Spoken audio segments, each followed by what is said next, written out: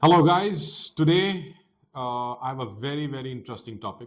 Something that's been seen a lot on every social media channel or a handle, as we call them, naturopathy.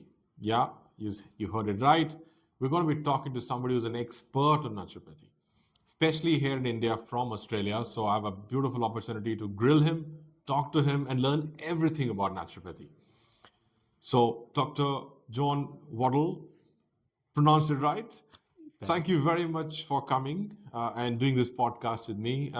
You're my key hitman guy today to say, how do we improve our life? What is naturopathy? So I leave it to you. So, first question, what is naturopathy? Oh, look, thanks for having me on this. I'm a bit of a naturopathic evangelist, so I'm very excited to spread the naturopathic message out to as many people as can hear it. So I think a lot of people think of naturopathy and they think of natural products or natural medicine, but the nature of naturopathy is really about being the detective of the body and finding out what's happening in the body and supporting the body's own natural healing responses to address chronic disease, potential health issues, but also not just addressing disease, but actually optimal health as well. So not just going from -1 to 0, but actually getting people from 0 to 1.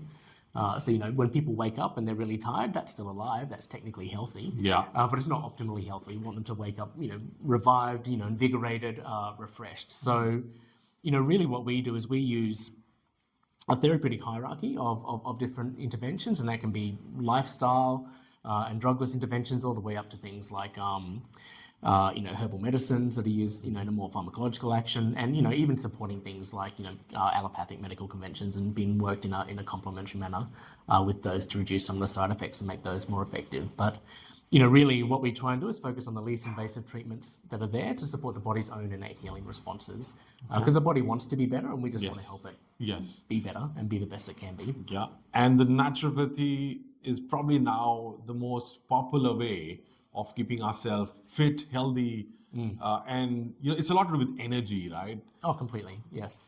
So, how does one become a naturopath? What is the degree like? How many years is it? Yeah. Well, look, there's a lot of countries with naturopaths in them. So our degree is about 4.5 years.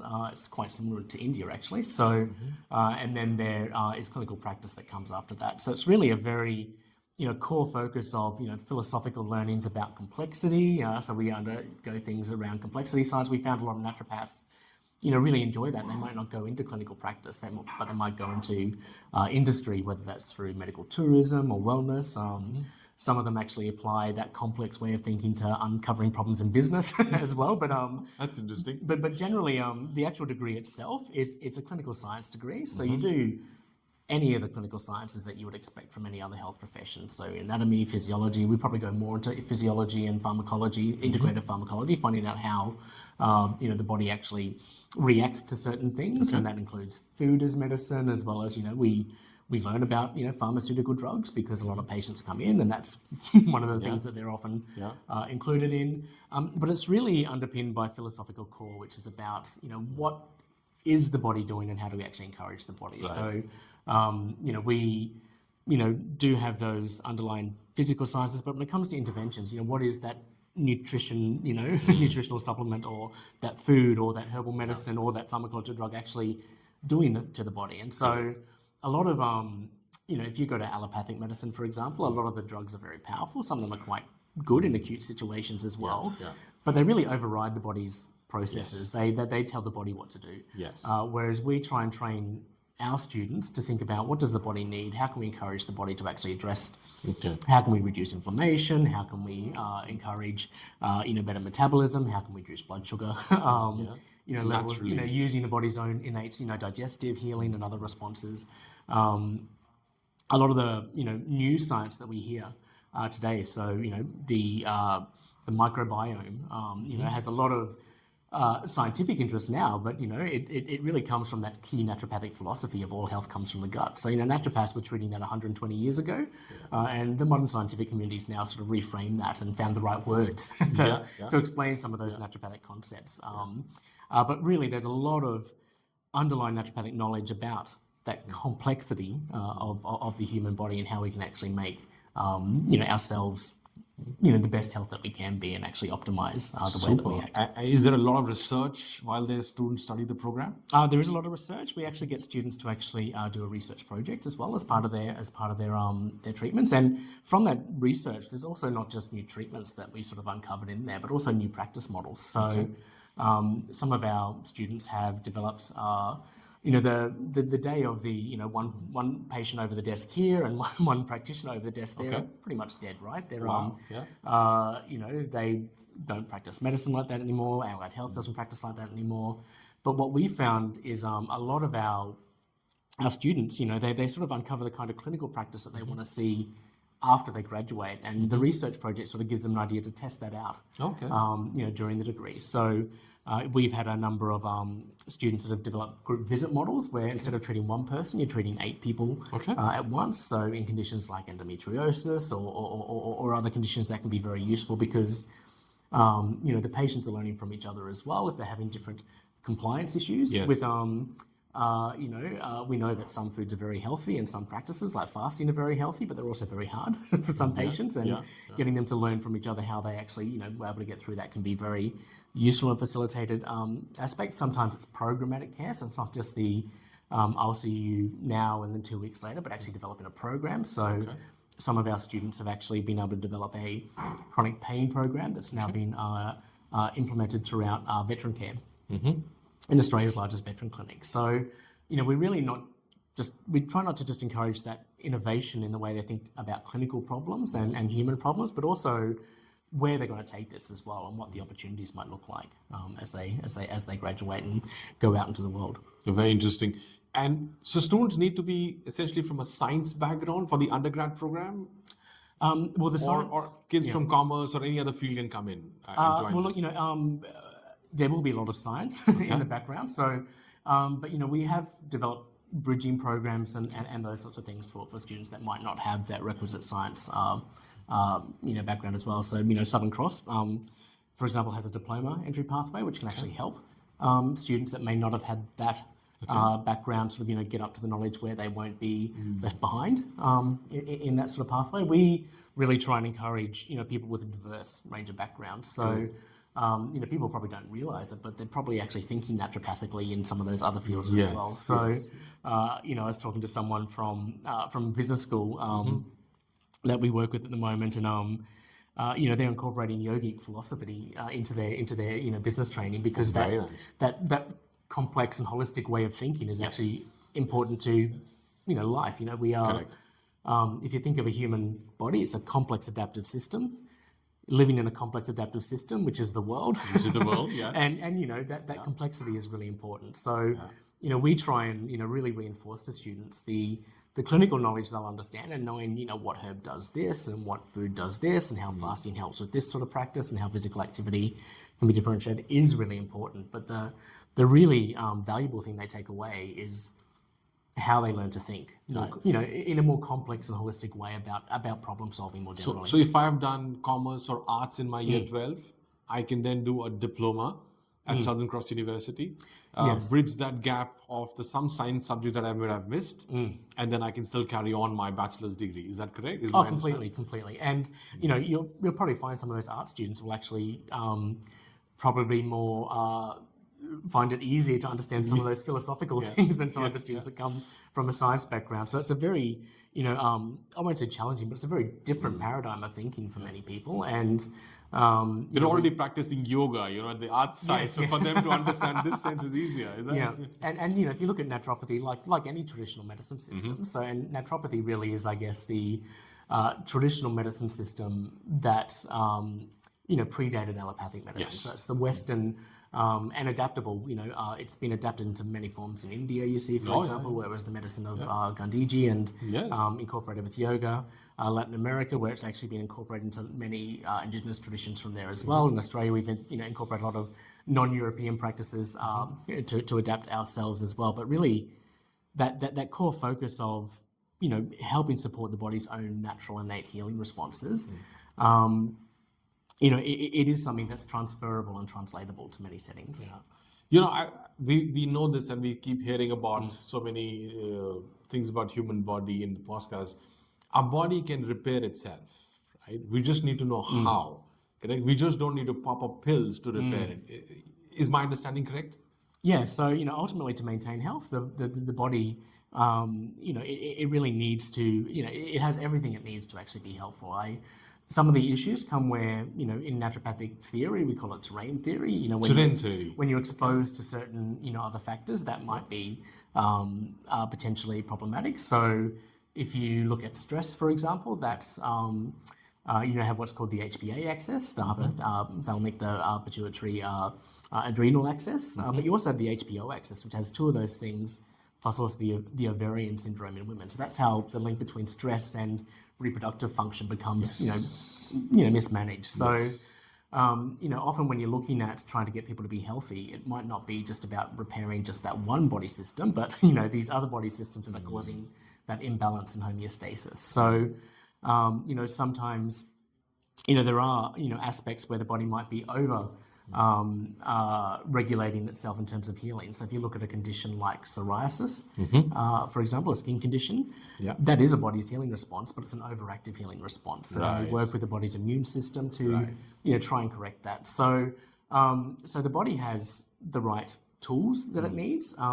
Sometimes it needs a bit of a map and a bit of a nudge to go in the right direction. And, sometimes you are a little bit further along than you need to be, and you might need to take a more invasive measure. So, you might need to take a supplement or a herbal medicine or a complex sort of, system of interventions to actually recorrect that. But ultimately, most naturopathy is about getting you to a stage where you don't need to rely on those external factors to be healthy.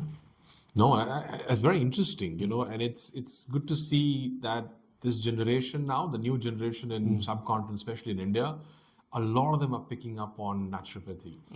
It's become like a fad now, but I think it's the best way to heal yourself and keep yourself healthy. I think that's where the whole purpose is, right? Yeah, and I think this is a lot of people are, they're rediscovering the wellness, way of doing things. And I think, historically we've focused on just living longer, but naturopathy really helps you live stronger. So, it's not just about, getting extra years onto your life, but you want to make those years worthwhile, and you want to, be able to pick up and chase after your grandkids. You want to be able to, keep up with, people playing golf or, bushwalking or whatever it might be. You want to be mentally sharp and, have high acuity. So it's really about making sure that, you're not just adding those years to life, but you're actually adding quality to your life as well. So you mentioned about naturopathy in Australia, and I think it's for me. I think it's fairly new. But like in India, we've had naturopathy for ages, right? For years and years, and most of the Asian countries have that. How are people in Australia seeing naturopathy? Well, look, naturopathy in Australia is the largest, I guess, what we call complementary or traditional profession. Australia is a very young country, and actually naturopathy's been in Australia pretty much as long as Australia has been colonized by those European populations. So, the first naturopathic journal in Australia is over 120 years old. Oh, wow. The association is over 100 years old. So it's been quite organized for some time. And if you look at the amount of people in Australia who use a naturopath for their health, it's, in day-to-day health, it's about 10 to 15%, which is comparable to how many people would use a lot of other conventional practitioners. And if you're looking at people with things like cancer or endometriosis, that goes up to about a quarter of the population are regularly seeing, a naturopath. And actually, if you go to Parliament House in Canberra, generally people that see naturopaths tend to be better educated, wealthier, a bit like most healthcare services. But you can't turn around in Parliament House in Canberra without bumping into someone who's got a story about the naturopath that they're seeing or that's something like that. So it is I think a very exciting. It's a very well-known and highly utilised profession in Australia. And Australia probably has some of the most integration of naturopathic medicine of any country in the Western world. Anyway, if you're looking at some of those English-speaking nations, anyway. So I know India's Indian English-speaking as well, but if you're looking at the UK, US, Canada, New Zealand, Australia really has a high comparable. Use, but also it is a global community. So we have, Australian graduates working in Singapore, in Dubai. South Africa has quite a strong naturopathic community. It's a regulated profession in that country, same as Brazil. Spain has 40,000 naturopaths actually working Wow. in that, and we have a lot of Australians working there in that expat community, particularly for British expats. So there's a lot of global opportunities, I think, for naturopaths. And what we're seeing in Australia is that one of the reasons why we're trying to encourage that innovation is because there's a lot of areas where naturopaths probably should be that they aren't at the moment. So, working with Australia's largest veteran, clinic, we were able to bring naturopaths in through that delivery of programmatic care. It made a lot of sense to them, but they needed to be presented that idea before it came. With our group visit programs, that's been really useful. In working with a lot of our primary health networks, and that's established them in a, it's not a naturopath working in terms of you see this naturopath and you'll get reimbursed by the state medical system that way. But they're actually identifying different ways of integrating naturopath as a health option for different people in different settings as well. Obviously, there's the medical tourism.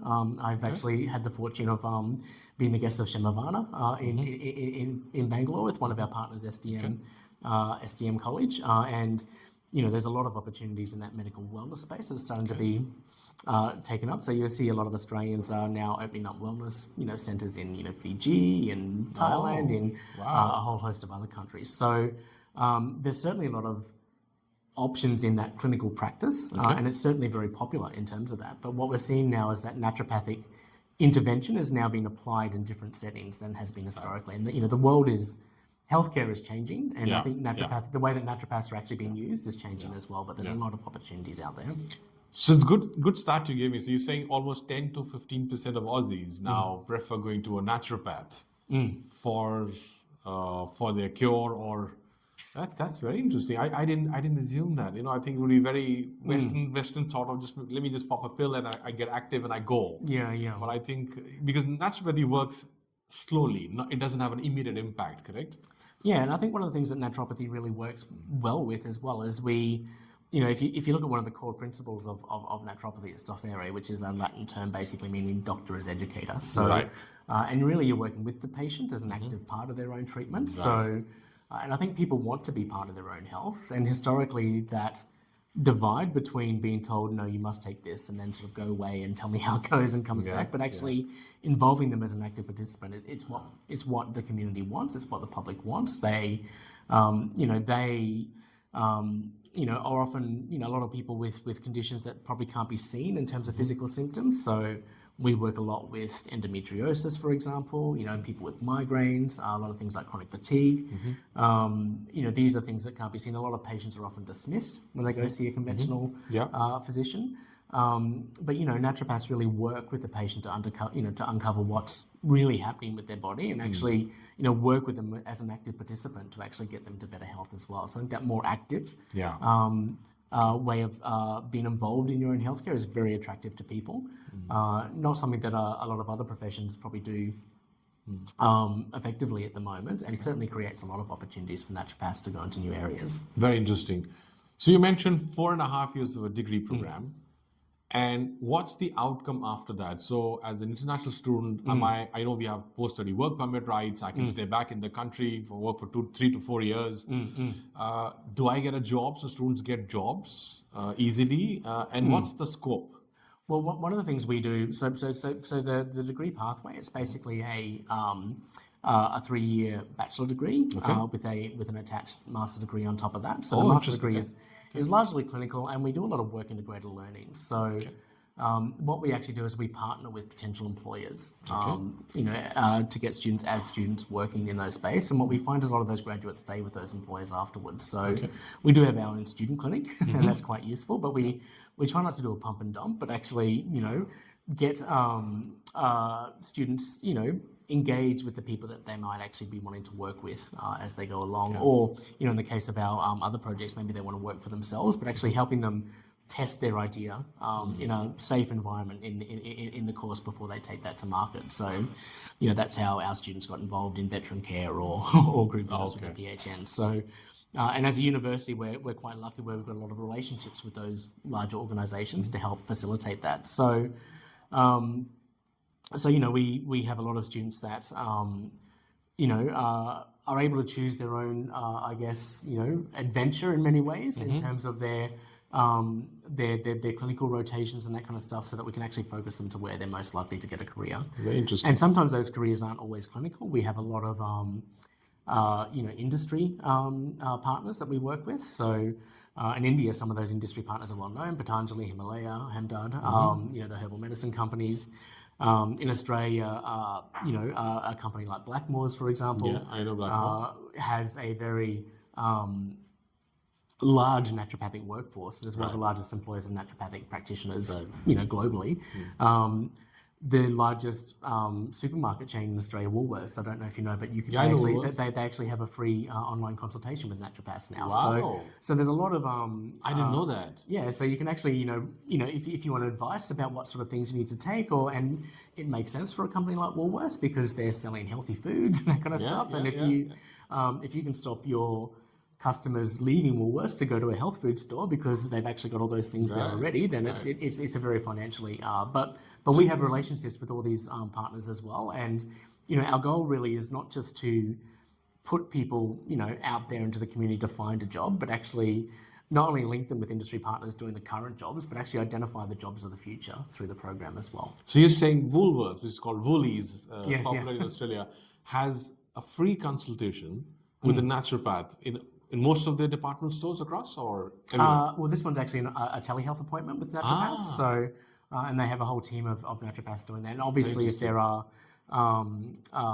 it's a very basic But still, it's disruptive. It's something new, right? And if it's a bit like a telehealth appointment with a GP, for example. If you need additional help, they'll refer you to another to a more detailed consultation, either through their healthy life partner or through other partners. So but I think what it really shows is there's the opportunities that exist for naturopaths in 5 years we don't even know about. So there's a lot of growth in how naturopaths are being incorporated into the healthcare system, and not the healthcare system. Woolworths is not the healthcare system, but it's not. But it's got a very strong interest in actually improving healthy options for Australians. So it's a daily supermarket. It's a daily supermarket, yes. So it's basically where people buy their groceries, and it's got a small, you can buy Blackmore stuff there and other things there as well. But it's a really interesting partnership, and we actually work quite closely with them. We work quite closely with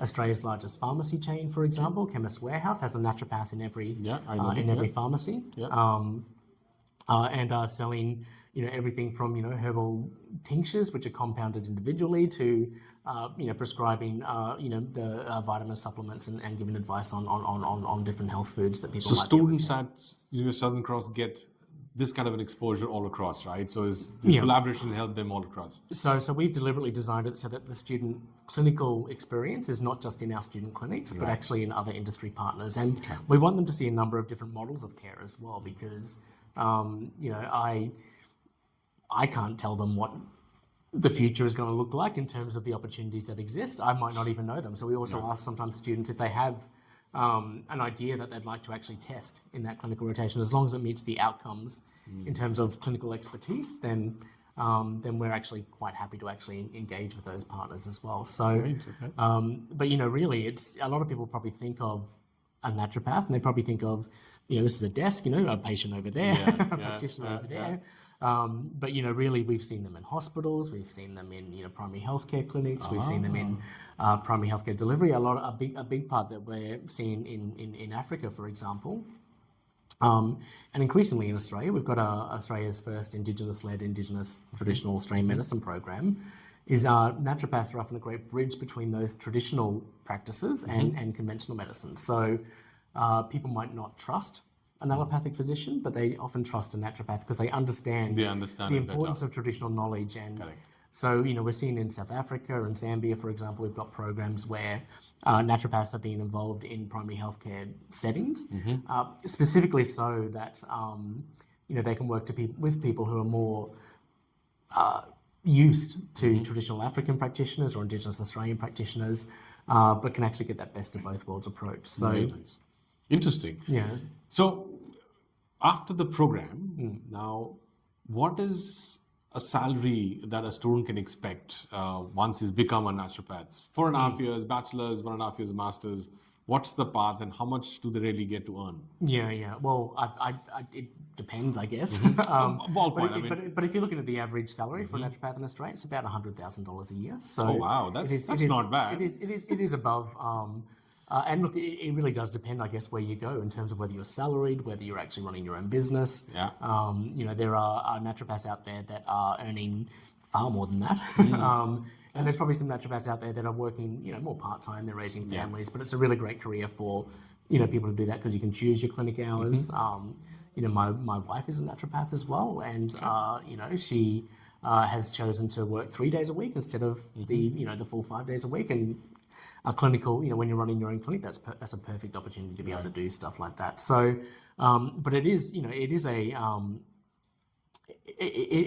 a profession with potential. And it is a profession that's growing in Australia. It's one of Australia's fastest growing professions, and it is a profession where certainly there is an uplift from graduating as a naturopath. So you'll earn more with a degree than without one. So Very nice. So how easy it is for any international student or Indian student to really practice? Do I need to get a license? What's my process like once I've done this? How do I start my clinic, or how do I start my job? Yeah. So to practice in Australia, you need a few things. You need insurance, you need accreditation. Our course obviously meets those criteria as well. It is a minimum 4-year qualification to practice in Australia. So our course does prepare them well for that. Our course is the only master's level qualification. So a lot of other degrees in Australia will be a 4-year bachelor degree. Right. We've chosen to do the masters because it gives people that extra clinical experience and that critical thinking skill, which is why we have that work integrated learning, or we have those different partnerships where we get people to actually work to develop their practice model in the student environment. So and you can't do that in an undergrad degree. That requires the degree, although it is the same Almost the same length of time, duration. and it is an articulated degree. So, I guess it's what in the United Kingdom they would call an undergraduate master's, but ours is a. But if you choose not to continue with that master's, there is an exit point for that, and that allows you to do things like community health work with primary health networks. So it's a Bachelor of Health Science in there as well. And it's basically the theoretical concept. So we have a lot of people that go into public health nutrition if they don't, or other primary healthcare settings if they choose not to go further into that clinical knowledge as well. But really the accreditation, the insurances which require that sort of immediate qualification. A lot of various organisations will have their own standards. So certainly the Department of Veteran Affairs required Maybe an accreditation, with that. Different companies will have their own sort of requirements for employment, but often they're mostly directed at accreditation. With Australia, that's with the Australian Register of Naturopaths and Herbalists. That they have to have had a qualification from a recognised degree, which obviously we're. So after your degree, I'm assuming it's automatically the accreditation process is managed by the university because you're a 4.5 years degree, and you are recognized by the Department of Naturopathy to offer the program. And so Australia is quite lucky, I guess, in the sense that we don't have exams for licensing after you graduate. So, and you'll see that for medicine, you'll see that for physiotherapy, you'll see that for nursing. We embed those exams into the actual course itself. Very nice. So that accreditors know that once the course has been completed, those people are already vetted, and they're now good to go into the community and start working. And the only requirement for that registration afterwards is demonstration of continuing education development. You keep studying for a little bit while, or you keep doing research. Yeah, you need to find out about the new reproductive techniques or the new that sort of thing, which is not different from what you'd see in India or any other country. Yeah, but we are lucky in that once you have graduated, you're shovel ready for practice, as it were. You don't need to go on to do and pay more money for exams or anything like that. So very interesting. Yeah. One almost a final question for you. Age reversal, longevity. What do you think about that? It's become like a fad now. Everyone's talking about it. Yes. We see so many across the US, India, everywhere. Everyone wants to follow it. Yeah. What do you think? Oh, look, there's so much knowledge about that now, and I think there's a lot of traditional knowledge that's now being validated by science. So, fasting is a perfect example, right? Yes. So it's been historically used for millennia as a tool to actually prolong life and not just live longer, but that live stronger that we were talking about. Now science is telling us that caloric restriction is the most evidence-based thing you can do to actually extend life.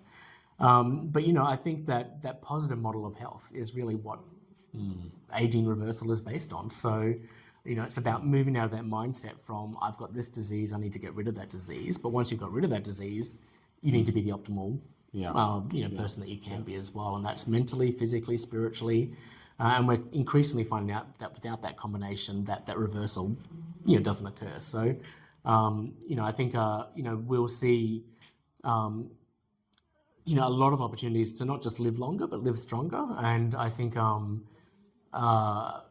aging reversal, you just need to look at a photo of people 20 years ago and see a 40-year-old 20 years ago versus now. Very different. And that's been just through incidental achievements and better food, labor work, healthy work. Today it's all sitting like job. Just imagine what we can do if we actually did that strategically and deliberately. So certainly, every facet of naturopathic treatment is about optimizing the body's own responses, and that's essential to living longer and age reversal. And I think it's a really important part of naturopathic practice. We're seeing a lot of naturopaths actually go into what they call regenerative medicine, which is basically aging reversal clinics. And we're seeing incredible results from that as well. So it is possible.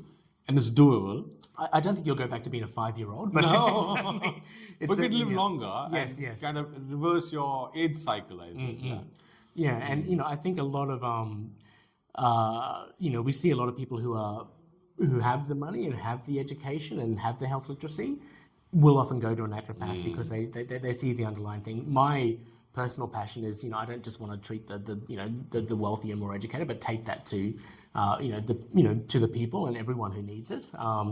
And I think certainly that's a big passion of ours is, that aging reversal process shouldn't just be for the rich and the wealthy and the privileged, but it should be for everyone. And, I think there's a lot of opportunity out there to actually do that. And where, I think we talk a lot about sciences of things like telomere length and all that kind of stuff. There's a lot of research that's showing, different antioxidant supplements might help that, different fasting or lifestyle techniques might do that. But I think, really there's no one silver bullet. And I think a profession like naturopathy is really powerful because it can identify the complex and holistic, approaches that are individualized to each person, that can actually really help make that the most effective for that particular person. I mean, that's the key because the human body is different. Oh, completely. You can't have one medicine that works for everyone. So naturopathy works beautifully well because it adjusts to your own system, your own body. Yeah. And when you look at things like precision medicine, for example, often that precision medicine is a very technologically complex sounding treatment, but it's often just about identifying the foods that actually make your body sing versus the foods that make your body, react adversely. Some of these things can be quite simple and very easy to implement in people's life. And I think naturopathy is in a really great place where we can actually help advise people, as to what works for them on an individual basis. So you're in India and you're looking at many Indian students coming to enroll for your program? I hope so. And look, not just Indian students, but Indian partnerships as well. We, India is the land of the possible. Yeah. There's I'm really excited by some of the initiatives that I see here. So, we work with a number of institutions in India already, some of the naturopathic hospitals and medical tourism and wellness hospitals.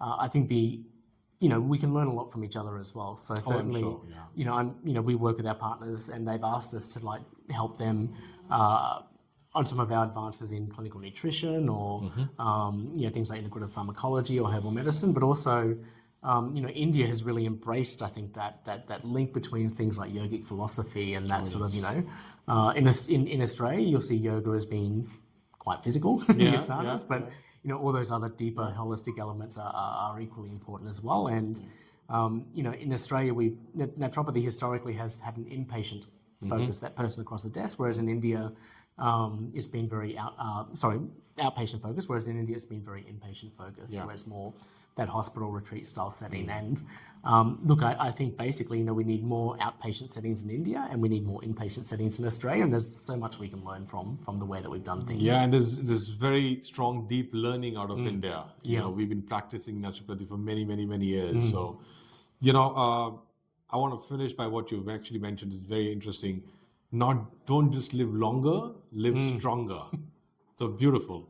Thank you very much, Dr. Jon. It was lovely to have you, and learned so much in this short podcast. But I'm sure there'll be a lot of Indian students looking at coming to Southern Cross University just for that degree, and you'll have a lot more applications coming to you. Enjoy your trip in India, and thank you very much. Wonderful. Thanks so much for having me. And I look forward to being more and more involved with India as the future progresses. Marshall, thank you. Thank you. Bye.